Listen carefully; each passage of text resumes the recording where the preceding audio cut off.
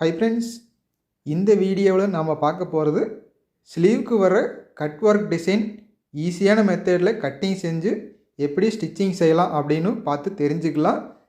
இந்த cut work design cutting செய்கிறதுக்கு நான் எடுத்துருக்கிறது வாட்டர் பாட்டில் கேப்பு தான். இது எல்லாத்துக்கிட்டையுமே இருக்குது. இது 1.25 இன்ச்சு அளவு இருக்குது. இந்த கட்டிங் செய்கிறதுக்கு இது கொஞ்சம் நீட்டாகவே வருது. ஹாம்கோல் கவர் ஸ்கேல் வச்சு கட்டிங் செஞ்சிங்கன்னா இந்த ஷேப் எல்லாமே ஒரு டைம் கட்டிங் செஞ்சுட்டு இன்னொரு டைம் இந்த ஸ்கேலை எடுத்து வச்சு கட்டிங் செய்யும்போது இந்த ஷேப் மாறி போயிடும். ஏன்னா இதில் இருக்கிறது எல்லாமே ஒரே அளவில் இல்லாமல் ஒவ்வொரு பாயிண்ட்டு வர்ற இடத்துக்கும் இந்த ஷேப்பு மாறித்தான் இருக்குது. இந்த கட் ஒர்க் டிசைன் கட்டிங் செய்கிறதுக்கு இந்த ஸ்கேலில் வச்சு கட்டிங் செய்யும்போது ஒரு பாயிண்ட் மாறி வந்ததுன்னா கூட அந்த ஷேப் மாறி போயிடும், ஒரே மாதிரி இருக்காது. இந்த ப்ளவுஸுக்கு நான் தைக்கிறது 2 கட் ஒர்க் வர்ற டிசைன் வச்சு தைக்கிறதுனால கெட்டியான கேன்வாஸ் எடுத்துருக்கிறேன். ஒரே கட் ஒர்க் வர மாதிரி இருந்ததுன்னா சுடிதாருக்கு வைக்கிற நைஸான கேன்வாஸ் வச்சுக்கலாம். இப்போ இந்த வாட்டர் பாட்டில் கேப் வச்சு எப்படி கட்டிங் செய்யலாம் அப்படின்னு தெரிஞ்சுக்கலாம். 1/2 மீட்ரு கேன்வாஸில் 2ஆக மடித்து பெரிய தையல் வச்சு சென்டரில் தையல் அடிச்சிருக்கிறேன். இந்த மாதிரி தையல் அடித்ததுனா தான் கேன்வாஸ் நகர்ந்து போகாது. கேன்வாஸில் ஒரு 1/2 இன்ச்சுக்கு ஸ்ட்ரெயிட்டாக ஒரு கோடு போட்டுக்கலாம். அதுக்கு பின்னாடி ஸ்லீவ் சுற்றளவு என்ன இருக்குது அப்படின்னு பார்த்துக்கலாம். இந்த ஸ்லீவுக்கு 4.25 இன்ச்சு வேணும். ஒவ்வொரு பகுதிக்கும் மொத்தமாக 9.5 இன்ச்சு ஸ்லீவ் சுற்றளவு இருக்குது. அப்படி இருக்கும்போது 5 ரவுண்டு வர்ற மாதிரி வச்சதுன்னா சரியாக இருக்கும். 1.5 இன்ச்சு ஒரு பாயிண்ட்டுக்கு. இதுவே கை சுற்றளவு 6 இன்ச்சு ஒவ்வொரு பக்கமும், அதாவது 12 இன்ச்சு இருந்ததுன்னா ஒவ்வொரு பக்கமும் 3 ரவுண்டு வர்ற மாதிரி வச்சுக்கலாம். 1/2 இன்ச்சிலிருந்து 3/4 இன்ச்சுக்குள்ளே இன்னொரு மார்க் செஞ்சுக்கலாம். இந்த அளவுக்குள்ளே தான் இந்த ரவுண்ட் ஷேப் வரணும். இதை விட அதிகமாக வச்சதுன்னா பீஸ் திருப்பி எடுக்கும்போது ஃபினிஷிங் வராது. 1/2 இன்ச்சு ஒரு பாயிண்ட் அளவுக்கு மார்க் செஞ்சதுக்கு ஸ்ட்ரெயிட்டாக ஒரு கோடு போட்டுக்கலாம்.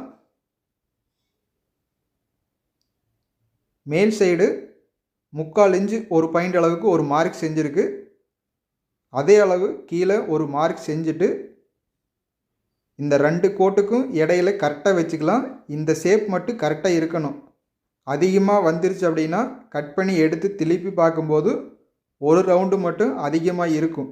அதுக்காக தான் இந்த கோடு போட்டு கரெக்டாக மார்க் செய்கிறது. கட்டிங் செய்கிறதும் இந்த ரவுண்ட் ஷேப் மார்க் செஞ்சது மேலேயே கட்டிங் செய்யணும். இதுவே இன்னும் ஒரு ரவுண்டு சேர்த்தி வரணும் அப்படின்னா சென்டரில் வச்சது ஃபுல்லாக வர மாதிரி வச்சுக்கலாம். அதாவது 1.5 இன்ச்சு ஒரு பாயிண்ட்டுக்கு மார்க் செஞ்சு 3 ரவுண்டு வச்சிட்டோம்னா கை சுற்றளவு அதிகமாக இருந்ததுன்னா அந்த மாதிரி வச்சுக்கலாம். இது சுற்றளவு கம்மியாக இருக்கிறதுனால இந்த மாதிரி நான் வச்சுருக்கிறேன். அது உங்களுக்கு எப்படி தேவைப்படுதோ அந்த மாதிரி வச்சுக்கோங்க. கேன்வாஸில் பெரிய தையல் அடிச்சிருக்கிறதுனால கட்டிங் செய்யும்போது எங்கேயுமே கேன்வாஸ் நகர்ந்து போகாது.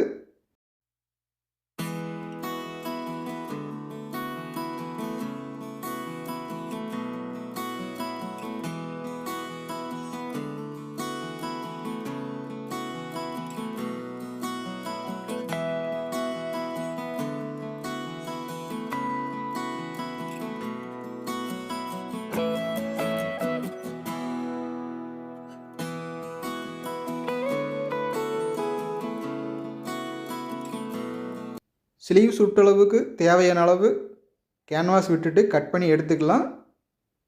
இப்போ எக்ஸ்ட்ராவாக ஒரு 3/4 இன்ச்சுக்கு மார்க் செஞ்சுக்கலாம்.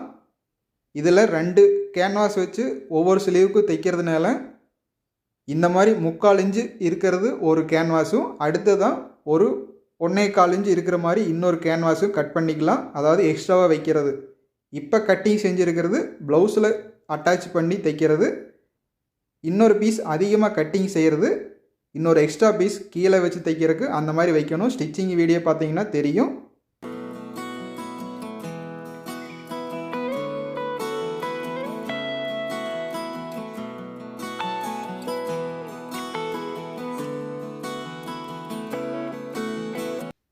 ஸ்லீவில் கரெக்டாக சென்டர் மார்க் பண்ணிக்கலாம். கேன்வாஸ்லேயும் கரெக்டாக சென்டரில் வர்றது மார்க் செஞ்சு இது மட்டும் மாறி போகாமல் கரெக்டாக வச்சு ஒரு தையல் அடிச்சுக்கலாம்.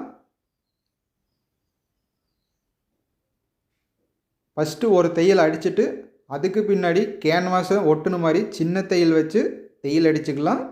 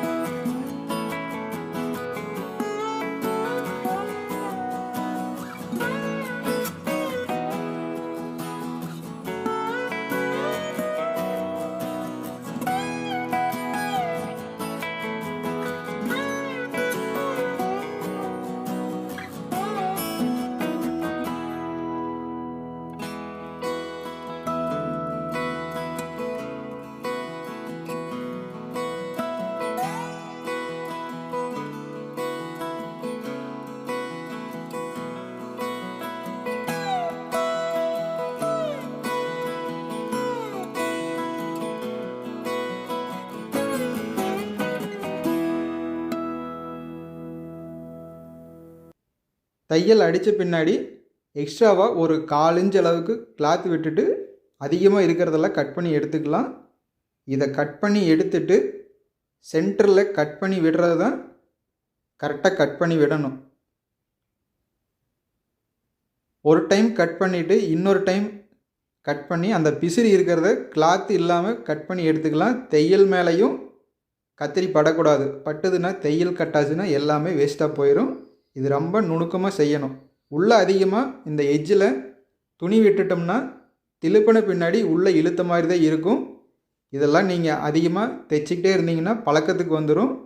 ஒரு 2 பீஸ் வேறு கிளாத்தில் தைச்சி பழவிட்டு அதுக்கு பின்னாடி இந்த மாதிரி ஸ்டிச்சிங் செஞ்சு பழகுங்க. அப்போ தான் துணி வேஸ்ட்டாக போகாமல் நீட்டாக வரும். இதை அப்படியே நேரு எடுத்து வச்சுக்கலாம் மெதுவாக. இதுவே நைஸான கேன்வாஸாக இருந்ததுன்னா நீங்கள் மெதுவாக தான் திருப்பணும். இது கெட்டியான கேன்வாஸ் அப்படிங்கிறதுனால ஃபினிஷிங் நீட்டாக வந்திருக்கு.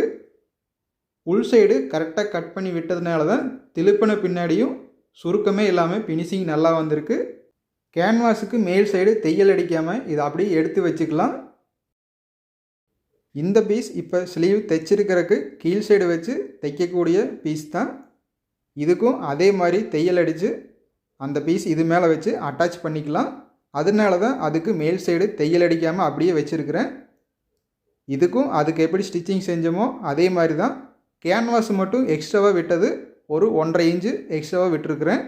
இந்த மாதிரி எக்ஸ்ட்ராவாக வச்சதுனா தான் அந்த பீஸ் வச்சு தையல் அடிக்கும்போது இது மேலே தையல் விழுகும்.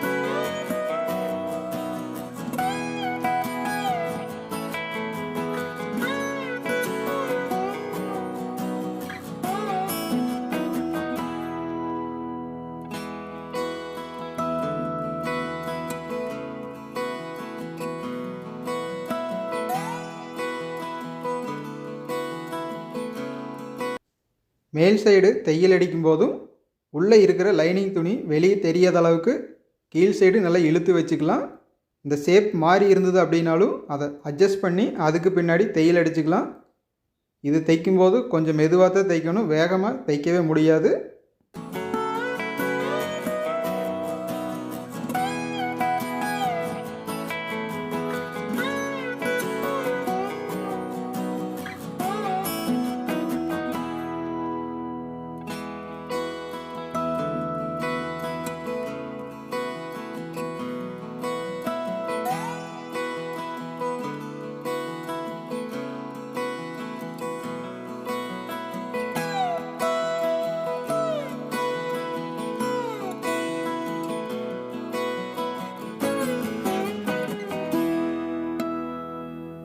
இதுக்கு மேல் சைடு தைச்சி வச்சுருக்கிற ஸ்லீவை வச்சு தைச்சிக்கலாம். ஒரு 1/2 இன்ச் அளவுக்கு கேப் விட்டுக்கலாம். 3/4 இன்ச் அளவுக்கு இருக்குது.